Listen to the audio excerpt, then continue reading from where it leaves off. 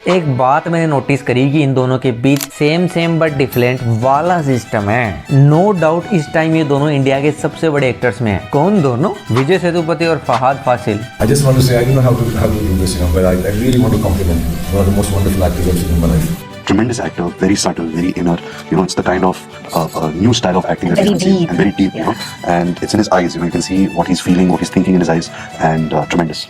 Fahad Fasil's work of late. इस तरह का काम फहद कर रहे हैं. He's doing such amazing work and some 2-3 films a year and everything is so different. Actors in the country के साथ आते हैं. I love the work he does. Aavesham और महाराजा ये 2024 की वो वाली मूवीज है जिन्होंने पूरे देश में आग लगाई है। इन दोनों एक्टर्स के लिए भी बॉक्स ऑफिस पर सबसे ज्यादा पैसे कमाने वाली मूवीज ये दोनों ही है। इन दोनों सुपरस्टार्स के बीच काफी सारे फैक्टर्स कॉमन है। चलिए शुरू से शुरू करते हैं। बिगिनिंग 2002 फाफा 20 साल की उम्र में डेब्यू करते हैं। मूवी का नाम है के थुम दुर्राट और इस मूवी के डायरेक्टर थे उन्हीं के बापूजी फैजिल, जो कि मलयालम सिनेमा के बहुत बड़े डायरेक्टर हैं। मूवी बॉक्स ऑफिस पर काफी बड़ी फेल रही। लोगों ने फाफा के काम को बुरी तरीके से नकार दिया। ओनली बापू के दम पर मूवी मिल गई करके बातें चलने लग गई। फाफा को भी लगा कि वो मूवीज के लिए नहीं बने हैं और वो तैयार नहीं थे, इसलिए सब कुछ छोड़ छाड़ के चले गए अमेरिका। एक्टिंग को साइड में रख के एडमिशन ले लिया उन्होंने फिलोसॉफी में। विजय सेतुपति जी काम करते थे दुबई में, फिर शादी करने के लिए आए 2003 में, फिर इंडिया ही रह गए। स्टार्ट में मूवीज करने के पीछे कारण था कि चलो जिंदगी में काफी अच्छा पैसा आ जाएगा तो मस्त जीवन कट जाएगा। इसी चक्कर में एक नाटक मंडली के साथ जुड़े, पर एज ए एक्टर नहीं, अकाउंटेंट। फिर 2004 से 2010 तक कभी हीरो के दोस्त बन रहे हैं, कभी साइड कैरेक्टर हैं, कभी भीड़ में खड़े हैं, यही सब चल रहा था। 2006 में टीवी पर भी आए। टीवी का काम देखकर तो घर वालों ने भी बोला कि भैया छोड़ दो ये सब, तुम चलो वापस से चले जाओ दुबई, तुम्हारे बस की नहीं एक्टिंग। विजय सेतुपति खुद भी बोलते हैं कि उनका टीवी वाला काम बहुत बुरा था।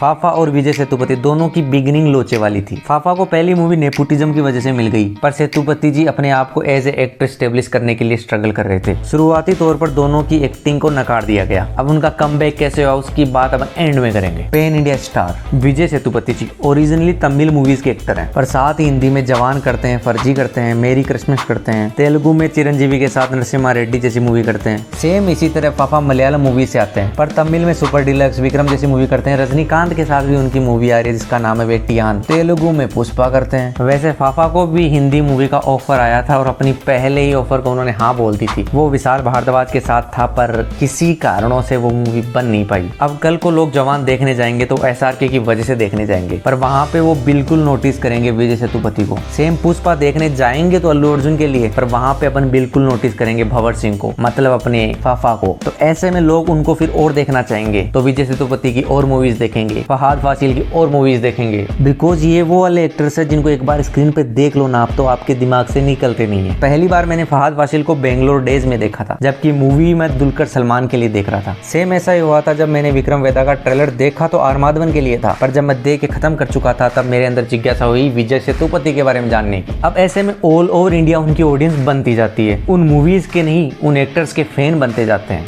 सेल्फ अवेयर दोनों ही इंटरव्यूज देना पसंद नहीं करते, शाय है, ज्यादा पर्सनल लाइफ को शेयर करना पसंद नहीं करते। विजय सेतुपति का तो स्टार्ट में मकसद बड़ा एक्टर या बड़ा स्टार बनने का था ही नहीं। वो सेल्फ अवेयर थे कि उनको किस लिए एक्टिंग में जाना है, उनको पैसे चाहिए थे जीवन में। The aim is not become a hero or a great actor. Yeah.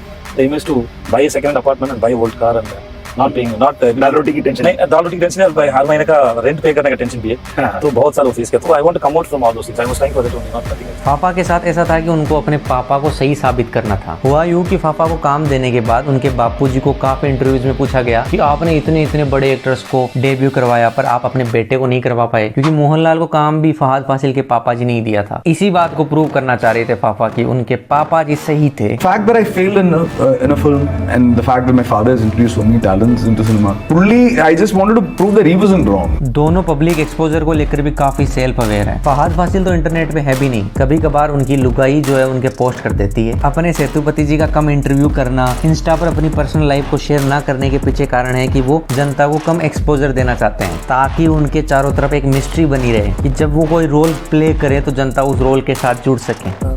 Talking so much about films and myself, I fear that may detach my audience from my characters, my films.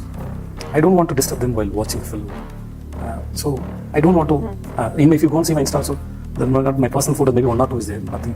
वैसे वो बात अलग है कि वो interviews के दौरान डम साउंड नहीं करना चाहते कि स्क्रीन पर तो कितना इंटेलिजेंट बंदा बन के आता है, बातें कितनी हल्की हल्की करता है, और इंटरव्यू के दौरान जो जवाब देना पड़ता है उसके लिए जो सोचना पड़ता है उसकी भी लोड नहीं लेना चाहते वो। बहुत सोचना पड़ता है जवाब के लिए। हाँ, दिमाग का बत्ती नहीं चलता। नेशनल अवार्ड, दोनों को ही बेस्ट सपोर्टिंग एक्टर का नेशनल अवार्ड मिला है। फाफा को 2017 की मूवी थोड़ी मुथालुम द्रक्षाक्षुयम के लिए, विजय सेतुपति जी को 2019 की सुपर डिलक्स के लिए। इन सपोर्टिंग एक्टर अवार्ड्स को देखते हुए भी तुम समझ सकते हो कि उनको मल्टी स्टार मूवी में काम करने में भी कोई प्रॉब्लम नहीं है। इन दोनों ने एक साथ 2 मूवीज में काम भी किया है, वो बात अलग है कि सुपर डिलक्स वाला मामला अलग था। विक्रम में विजय सेतुपति विलन थे और फाफा पुलिस। इतने बड़े एक्टर होने के बाद भी वो नहीं सोचते कि उनके विलन का कैरेक्टर करने से उनकी जो मास हीरो की इमेज है उस पर इफेक्ट पड़ेगा। वो बस कहानी पसंद करते हैं और अपने कैरेक्टर पर फोकस करते हैं। पुष्पा में अल्लू अर्जुन के सामने भंवर सिंह बन के आए फहाद। वैसे पर्सनली मैं नहीं सोचता कि पुष्पा 1 के विलन थे भंवर सिंह। विलन तो खुद पुष्पा ही था, जो चंदन की तस्करी करता है, पुलिस से लड़ता झगड़ता है। Vijay Sethupathi as a pure villain थे जवान में SRK के सामने, मास्टर में थालापति विजय के सामने। अब बात करते हैं उनके कमबैक की। फाफा चले गए थे USA, बिल्कुल सेटल हो गए थे, 7 साल तक वहीं थे। जब इंडिया आए तो उनके कुछ वीजा का इश्यू आ गया। उस चक्कर में उन्होंने यहाँ के 3 मूवी साइन कर ली। उन 3 मूवीज में काम किया पर रोल था साइड का ही, ऐसे मेन कैरेक्टर नहीं था, पर जनता को काफी पसंद आया। So I came back to do 2 films and go back, you know. Everything is a bonus. Everything is a bonus, you know. I came for holiday. My visa renewal didn't happen. My mom was asking, what are you doing? What are you doing? What are you doing? Every day she was asking. So one day I said, I'm going to write a film.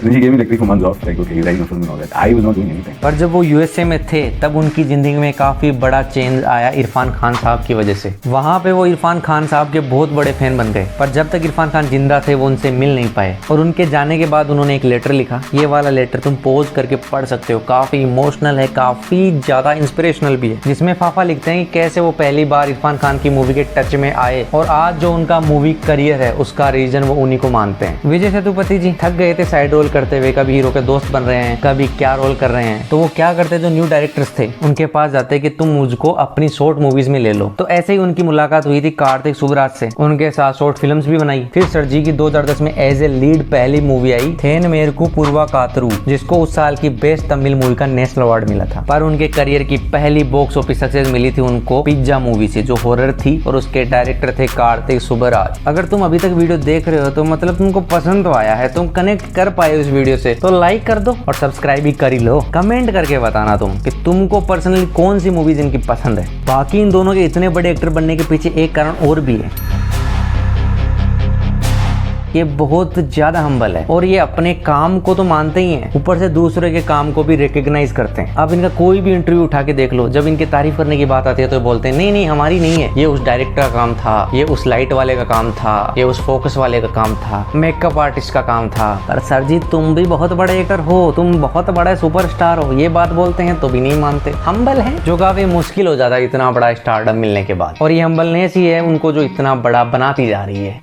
How I'll change as an individual. I've seen people changing who've been in this business. Yeah, close family, friends, and all that. I wish I stay stable regardless of my films doing well, you know, bad or good. Yeah, it's a tough one. Yeah, I know. And I wish for that. बाकी तुम चाहो तो ये दोनों video checkout कर लो और पूरा channel checkout करना चाहो तो वो भी कर सकते हो। बाकी तो अलविदा।